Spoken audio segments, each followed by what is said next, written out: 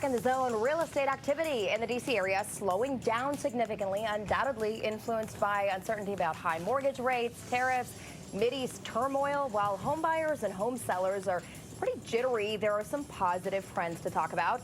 Inflation remaining tame. That's put pressure on the Fed to lower interest rates. So here with us today, Senior Vice President at TTR Sotheby's International Realty, Corey Burr, breaking it all down for us. Thank you so much for joining us and for your insight and your expertise. Spring market was not as hot as usual. I know even with federal layoffs and just so much uncertainty, people are pressing the pause button, whether they were looking to purchase, whether they were looking to sell. It's kind of feels like everyone's taking their time now. Is that what you're seeing? Definitely. We had a very tough April when the tariff talk started up. Yeah. But what we're seeing right now is all of that demand is being stretched out into a longer spring market. We're hoping it goes into the summer because summer, sometime in July, can tend to get a little slow. Okay, so talk to me about what you're seeing in terms of inventory. We initially, when the federal layoff started happening, we thought people would start putting their house on the market. There would be fire sales. They'd be getting out of town. Is that what you're seeing in actuality? It really hasn't been that bad. Okay. Yes, it's an overhang for us, but it's not affecting it that poorly. What we are seeing, though, is a lot of inventory in general, about 50% more than this time last year. And it makes it for buyers a much more pleasant experience. Yes, that first weekend, they have to be prepared for competition. But after the second week, it really becomes a buyer's market, and they have much more negotiating power. Okay, so what are we seeing in terms of pricing?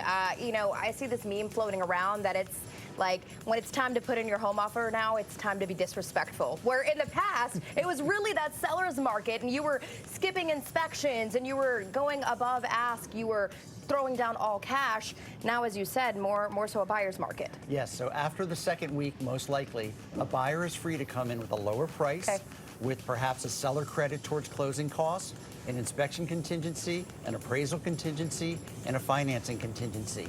And these were things, these safeguards weren't there during COVID. So that's why I say it's a much more pleasant experience for buyers. Are you seeing the prices shift downward? Are people slashing some of their costs that they have? So the latest statistics from our Association of Realtors showed that there was a mid-single-digit decrease in the median sales price from April to May. So that's what we're seeing. We're seeing a lot more price reductions in the market because sellers, you know, they've made the decision to sell. Yeah. And so this is the kind of step that they're taking to make that happen. Best advice for somebody looking to sell a home in this market and turn around and purchase another one? They need to forget what their neighbors may have had happen to them, a great experience 6, 12, 18 months ago. It's a whole new reality right now.